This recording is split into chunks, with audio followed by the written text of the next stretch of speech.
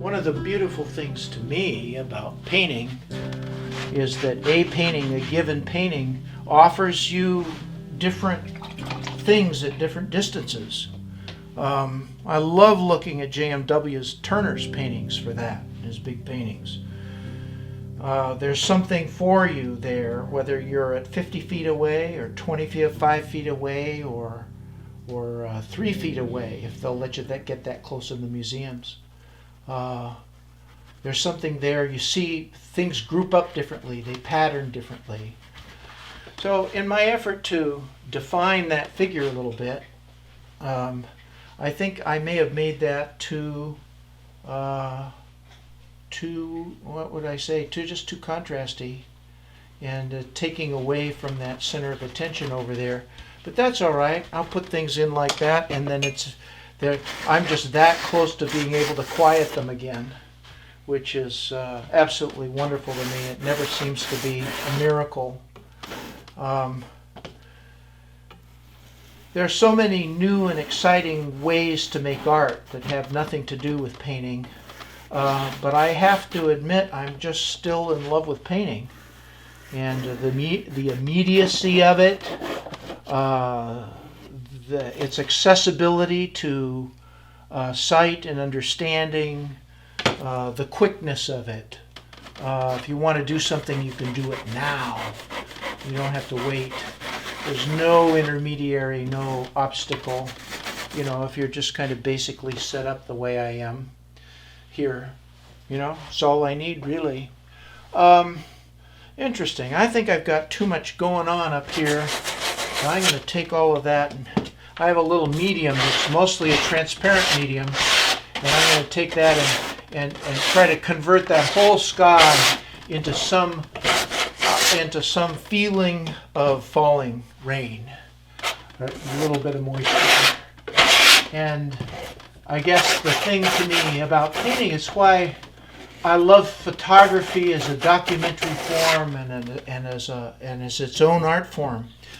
But photography doesn't help me with the kind of painting that I want to do. The kind of painting I want to do has to do with translating vision into touch and gesture. And so it's kind of a dance the way you work with a painting. If I want that rain to fall, I'm not going to paint raindrops one at a time. I'm going to make a gesture about the whole thing that's coming down and make it happen. And make it happen right on the... So now in the course of doing all that, I think it's fair to say I've lost some of the details of my figure again. So I get them back. And then there's the painting as it goes on, is this constant dialogue between this set of realities and the more particular requirements of the figure. And getting the figures done in a way that feels particular enough and yet is consonant in its making with the big gesture of the rain and the rainbow.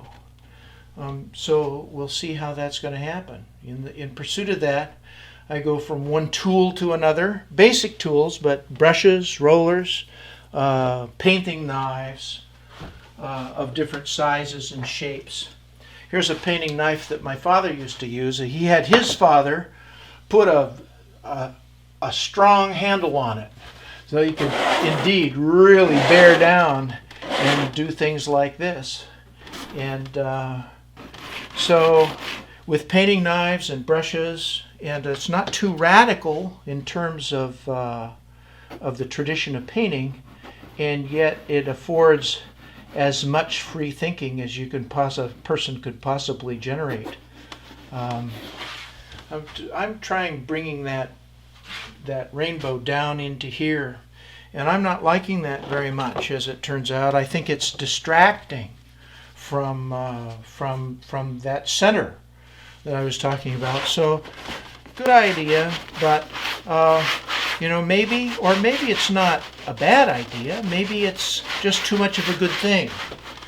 So I had a teacher at Cornell University in my graduate program who taught materials and methods, and he used to say over and over the rag is a painter's best friend. And wow, have I turned it over the years, it's turned out for me that that's very true. Uh, Not in the sense of just wiping things out, but in the sense of modifying things and and allowing softening things, muffling edges, dragging paint around a little bit. Um, so I think I'm going to make this go the other way with this, make that a little darker in there. And if I'm really, it takes me a while, and this is where painting isn't just executing for me. It's kind of like a process of partly trial and error, but partly a process of gaining, of finding the ways to amplify my original sensation and the idea. Is I'm finding that if I want this to be the center, and I've made all those same figures the same value, and that's fighting against my intention, and it took me now to realize it. So what I'm going to do is I'm going to make, as we get back here to the back, I'm going to make the boat, this figure, less contrasted with its background than these figures here. And this figure less contrasted than this. And so right away I can see, notice I just like scribbling stuff in there. I'm in such a hurry to see what it's going to look like. But if I scribble that stuff in there like that, not worry about the engine or the boat or anything like that, just with the idea of making this end of the boat more similar to this area back here, and that will, and I think I can see already that that's going to be a pretty productive direction, that saves that contrast of ultimate black and these bright colors. It's almost like the rainbow. The black is the opposite of the rainbow. So I think already I can see, and perhaps I can push it this way too. I can make this part a little darker. And it's like breathlessly trying to get that to happen without worrying at all at this stage about what those figures are going to look like. I'm going to make the back of that boat and the back figure blend with the land back here, barely distinguishable, and get rid of all those lines of distinction. And I think, wow, I think that's really a better idea than I had before. And that came out of the process of painting. So I'm not sure exactly what stand this guy should take. What happens if I put him into a dark yellow Macintosh and take what I thought was the ultimate example of contrast and lose that, since that figure is so prominent anyway? What if I lose this figure in the rainbow by putting him into the yellow rain slicker that they often, wow, I don't know. No, I think I like my original idea about having that figure dark, so I'm going to scrape that off. So I appreciate the kind of painting that where the painter visibly, even in the final image, what's on display is an image that seems to retain the potential of trial and error. Of something that's being explored and invented at the moment, as opposed to something that's ready-made, executed. I'm going to make this figure a little smaller too. We'll see what happens.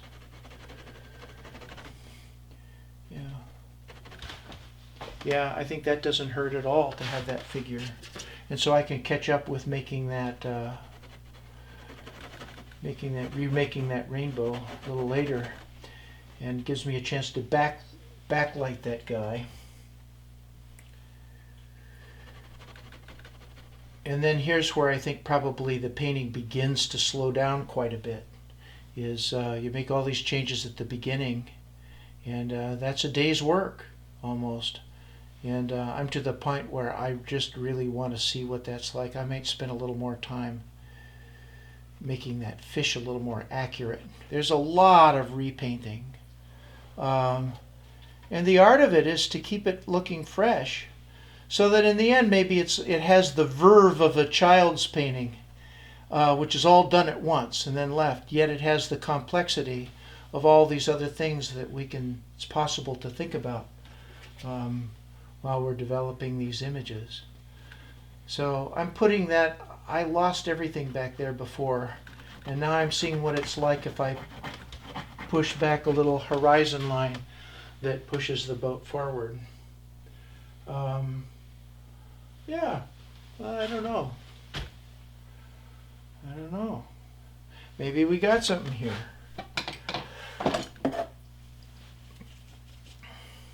The hardest thing to me about art, whether it's writing or maybe it applies to musical composing, I'm a composer, certainly about visual art.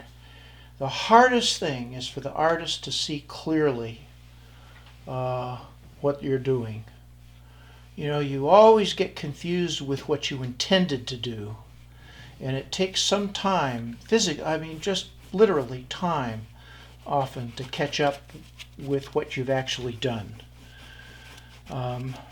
So I kind of like that idea, and maybe it's a little too generous to call that an idea, but what happens if we make... So from now on, the painting is about adjusting these areas to one another, and I kind of like the experience of intensifying this color of those hills as it gets close to the fish, because that's another way of making that the heart of the painting. And that's what I'm after above everything, is keeping that the heart of the painting. I think up here,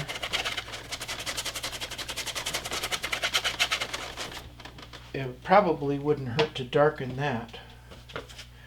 And it probably wouldn't hurt down here to enrichen and darken this too. And again, assert this continuity of there to there, so that rainbow comes all the way down. And that way the fish becomes kind of a nexus for the whole composition, maybe even more than the figure.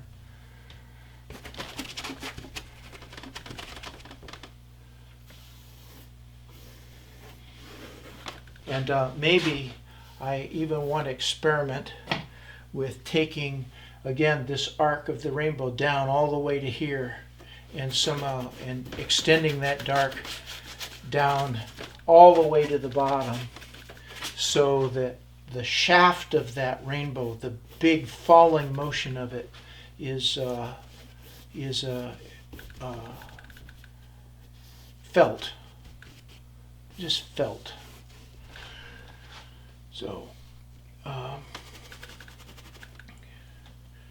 So I think I've succeeded. I've succeeded in disguising this figure so much it doesn't even look like a figure anymore. So I might try to get him back. He says, "Don't forget me. I'm back here too, you know. I'm running the engine."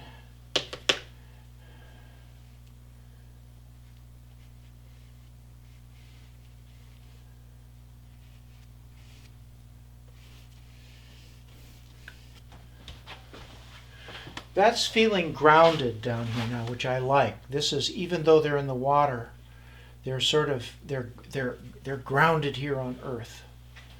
And so that suggests to me that by making that darker, it groups with the back end, and maybe the fish don't have to be the dark things. The fish can be the light things in the dark water. That's not something I explored in that drawing at all, but it might be worth trying here. So that kind of makes it into a geometry a little bit. And that gets at that unity that I had noticed earlier between the grouping of the fish and the boat and the fishermen. But it does it in a way that's a little more assertive than I'd originally imagined. I'm wondering if all of those, what if those floats, some of them were light and some of them were dark? How come they all have to be light? And maybe they look dark against the light water. And I think that's a much more interesting idea, to have that chain of forms, these little oval forms, go from light to dark to light again. So as you travel along that line, they are transformed. Yeah, I'm losing that beautiful curve that I had up here, and I think I'm losing that curve partly because I let my figure get a little small. So I'm going to liven that figure, enlargen that figure. Yeah, my, that's a big fish. He's got a big one, but that's okay.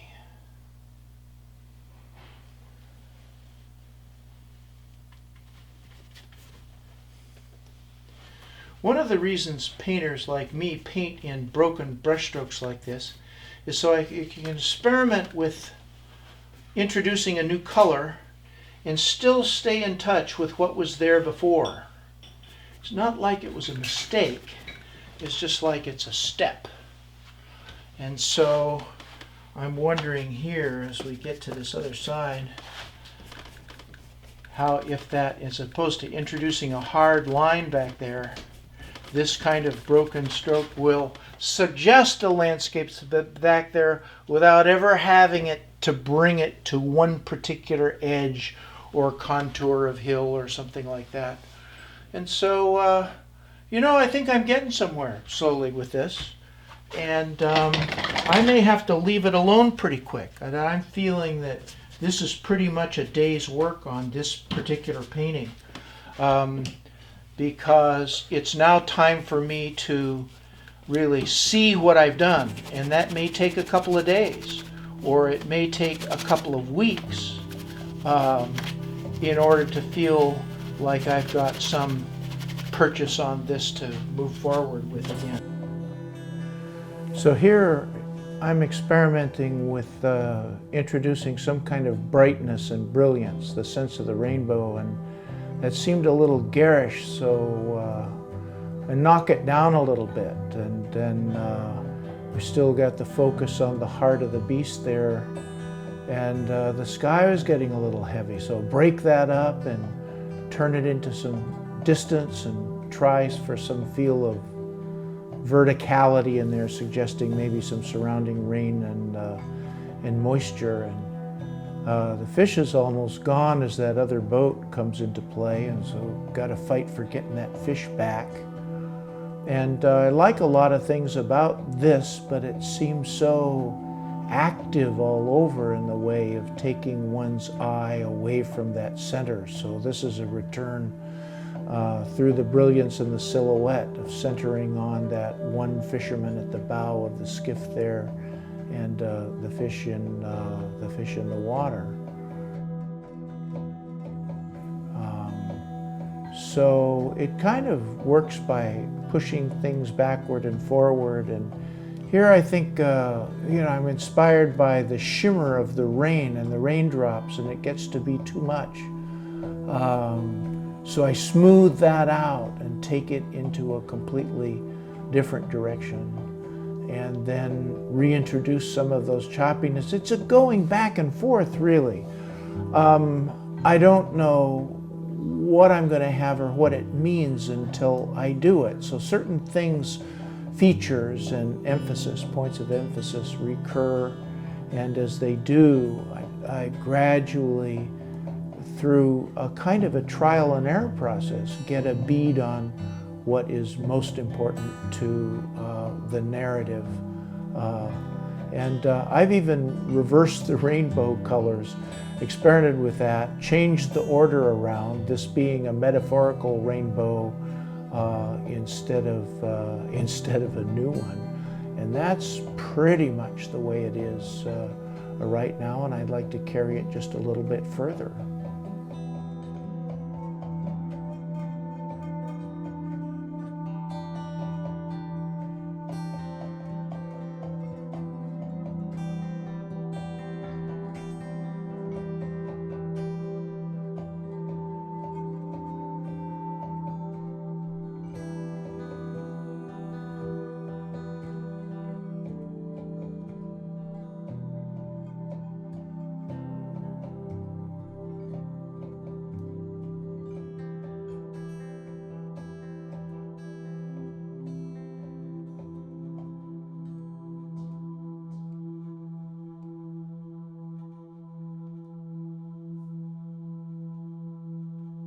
as I paint, I'm in dialogue with other artists who've helped me along the way. And some of them I've never met. They lived hundreds of years ago, if not centuries ago. Some, like Monet, are closer. Claude Monet, the great French painter, of course, shares my territory, or I share his territory, in terms of making color light as brushstrokes with pigments, gestures with pigment. And Cézanne said of him, Monet is only an eye, but God, what an eye. And of course he's taught us about color and about refraction and reflection. And he returned to his homestead and constructed a large garden at Giverny, which people still visit. And of course, his last years of painting all the way into the 1920s were at Giverny, where he achieved this balance between the balance of a garden between nature and culture and human interaction with that nature. And he taught me about that balance. I seek a very different balance between natural features and cultural aspects, I guess you might say. And of course, I paint a different locale. Whereas Monet had Giverny, I have the Tuolity Plains and the Oregon coast and the Cascades and the Steens and the Siskiyous, and I feel very much invited to incorporate all those subjects. And so there's a different flavor, but he's an inspiration nonetheless. And some of those painters with whom I have a dialogue in my mind are actual dialogues. They're available. Catherine Cotmore, born 1952, living and painting yet. She lives with me. We've been married for 43 years. And what she brings to her comments and her glances and her assessments and opinions about my work when I ask are just a tremendous backgrounds in printmaking and in drawing, and in the last couple of decades in painting. And we met at Cornell as graduate art students in Ithaca, New York, and have been helping each other with each other's work, ever since. And of course, some of the things she doesn't say are just as important as the things said. But there it is. That's a life, with another set of eyes, with a different set of interests and a different set of assumptions. And all painters are different that way. Sometimes when I'm painting, I feel, especially when I'm pushing a painting through various phases and changes on a trial and error basis just to see what's going to work best, Mark Clark comes to mind. Mark Clark was a Eugene painter. He'd started out as a student of my father's, and 18 years younger than my father was, and 18 years older than I am or was.